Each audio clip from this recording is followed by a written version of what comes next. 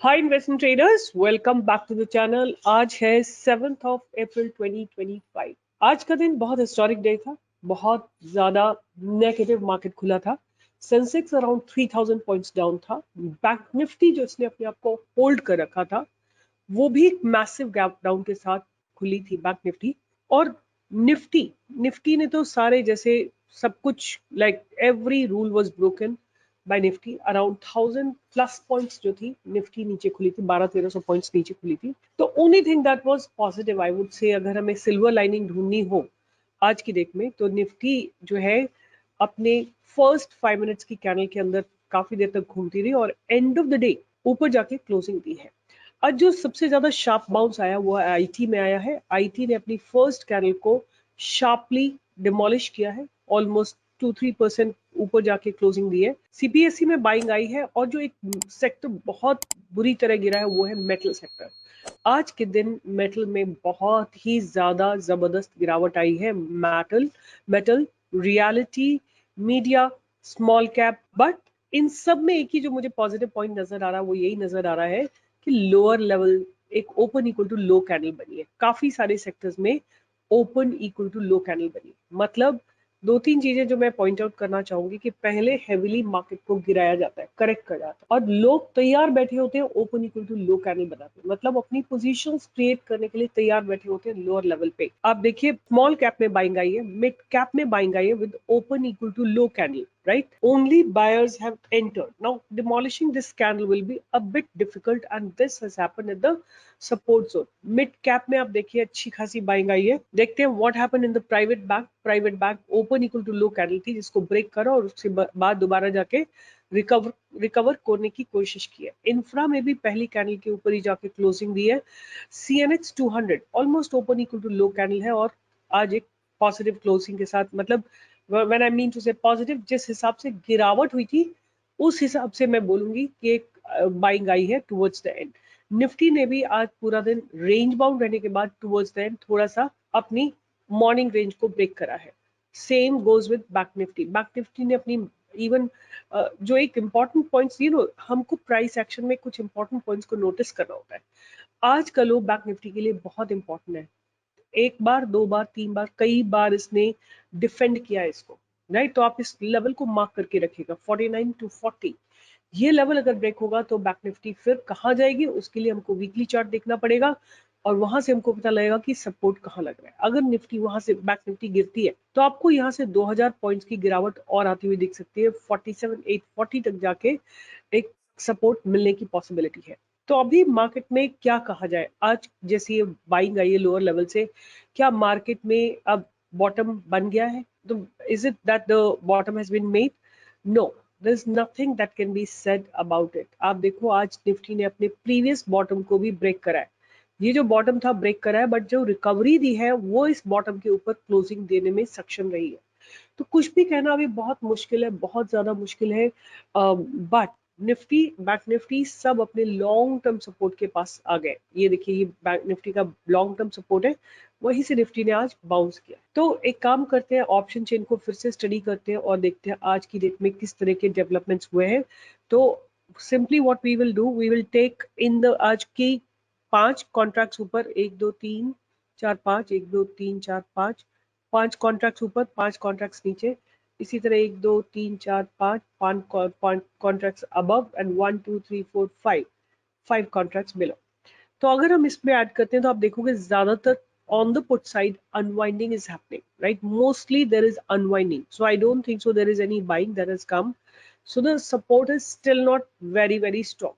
और अगर हम कॉल साइड की बात करें तो there has been good call writing, 1,50,000 calls have been written। कहाँ तक रिटर्न हुए? 22,000 तक कॉल राइट हुए।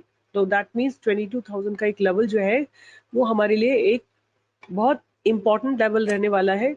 तो एक बार चार्ट पे चल के देखते हैं कि what is happening. This is Nifty and 22,000 का जो एक लेवल है ना, वो एक बहुत इंपॉर्टेंट लेवल रहने वाला है। मेरे हिसाब से तो आज इसने जो क्लोजिंग दी है वो थोड़ी अच्छी लग रही है मुझे।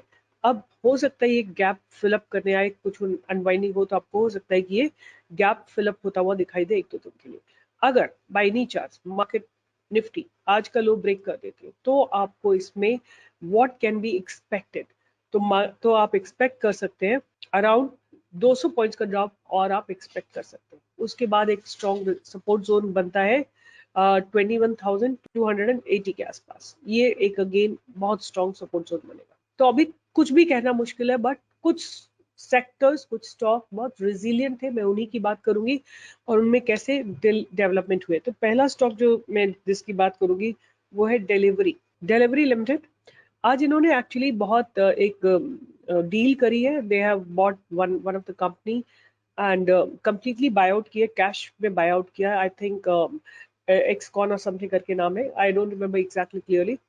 एंड यहाँ पे आप देखो कि लोअर लेवल से बाइंग आई। ये वीकली चार्ट है इसका डिलीवरी का, और ये डेली चार्ट है। डेली चार्ट ने ऑलमोस्ट पिछले एक महीने, सवा महीने के पूरी कैंडल्स को लाइक कंप्लीटली डिमोलिश कर दिया है। तो आज जो बाइंग आई है वो डिलीवरी में अच्छी है, आप उसको रडार पे रख सकते हैं for a buy above 271। Accumulation zone रहेगा 240 का, और ऊपर की तरफ टारगेट्स बिल्कुल फ्री है। अगर आप 270 पे बाय करते हैं तो 280, 290, 300, 320, 340, ये सारे टारगेट्स आपको आने वाले कुछ समय में दिख सकते हैं। दूसरा स्टॉक जो रहेगा मेरे रडार पे वो रहेगा अपोलो हॉस्पिटल।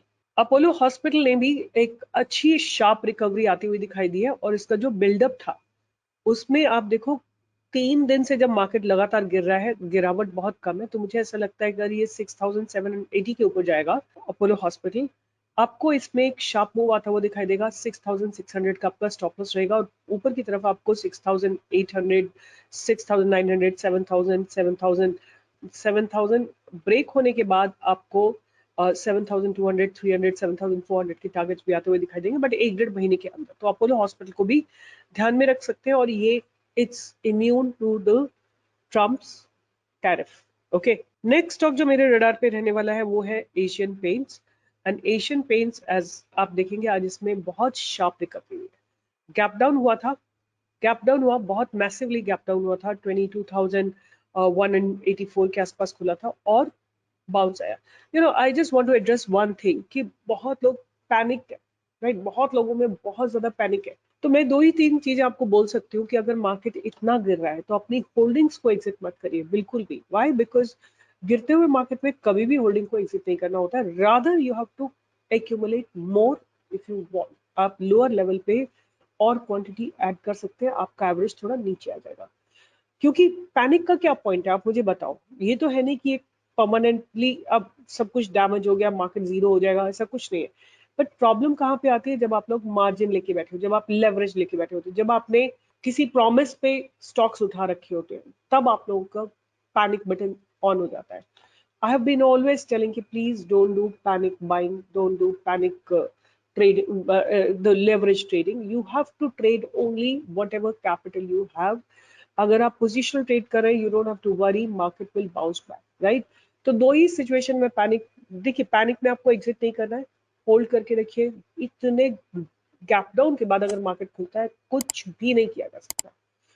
होल्ड करने वाले स्टॉक्स को होल्ड करिए, और अगर आप गिरते हुए मार्केट में बुक करेंगे तो बहुत मैसिव लॉस होगा। तो I would suggest just hold it, and in uncertain times don't take any margins. So Asian Paints इसीलिए कि ये एक अप ट्रेंड में था, और एक बहुत ऐसी जगह खड़ा था जहां पे it was about to break the past barriers.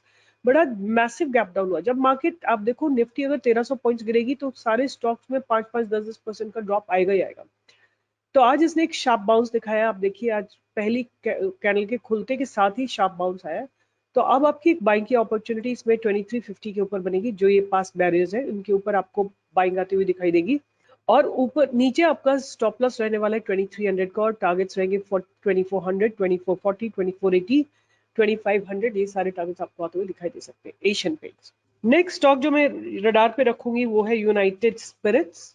United spirits का बिल्डअप भी बहुत अच्छा था। आप देखो लगातार ये स्टॉक एक अप ट्रेंड में था, लगातार अप ट्रेंड में था, बट आज मार्केट गिरी तो ये इसमें भी गिरावट हुई, बट इसने एक शार्प बाउंस दिखाया।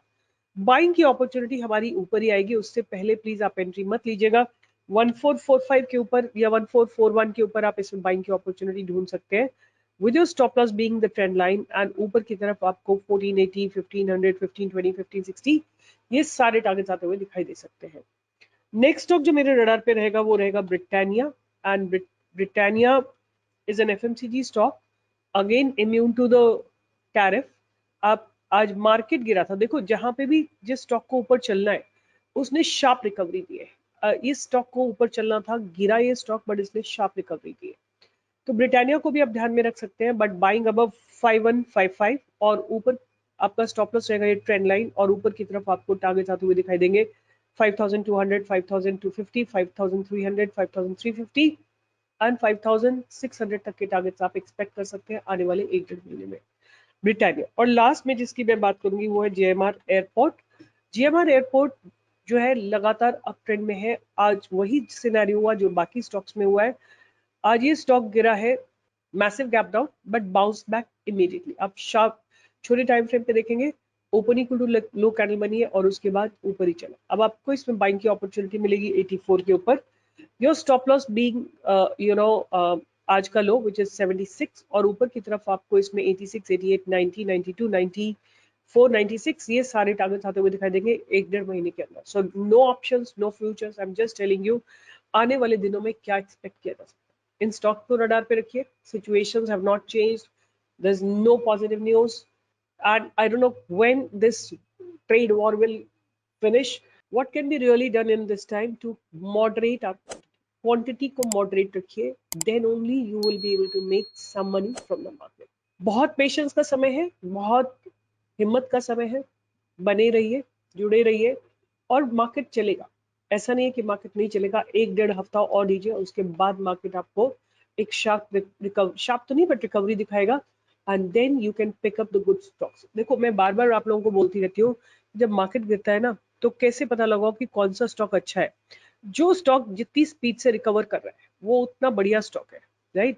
आप देखोगे आज की बहुत अच्छे स्टॉक्स में जबरदस्त रिकवरी आई है। Very some stocks have given very very good and sharp recovery, very very sharp recovery. आप देखोगे तो हैरान रह जाओगे। फॉर एग्जाम्पल मैंने एक स्टॉक आप लोगों को दे रखा है NACL, NACL India upper circuit में लॉक हो गया था आज भी जाके, right. I want to show you Kaynes Technology, Kaynes Technology, right. इसमें भी एक शार्प बाइंग है, गिरा है बट शार्प बाइंग आई है। सो जितने भी अच्छे स्टॉक्स हैं सब में एक शार्प बाइंग आई है। होल्ड करिए और इस पैनिक में एग्जिट मत करिए। That's the only solution I can give you. Just hold, have patience, you'll be fine. Don't do leverage trading, don't do margin trading. Just do simple investment in good quality stocks which have come to their support zone. So with this I'll be signing off and stay tuned for more such updates. आज एक ही दो stock दिए थे, एक stock दिया था आपको Infy, और इन्फी में अच्छा एक ब्रेकआउट आया था। Infy had given a good breakout, at least जहां से हमने दिया था वहां से इसने आपको, हमने आपको बाय दिया था इसमें 1485 के ऊपर यहाँ पे कहीं दिया था और इसने 1495 का हाई लगाया था। तो that's the only stock that we had given. And बात की थी कोफोर्ज की in the live market, that has also given a bit of movement. तो आईटी में एक शार्प रिवर्सल आया है, so keep these on radar, maybe a good opportunity to enter in the IT stocks at the lower levels and look at how the drop has come, and hopefully there could be some bounce back in these stocks. So with this, I'll be signing off and no time to, please don't panic. Just pick up good quality stock and start investing small quantity in those stocks. That's what I can suggest. Take care, bye-bye, and keep smiling no matter how market does. All the best.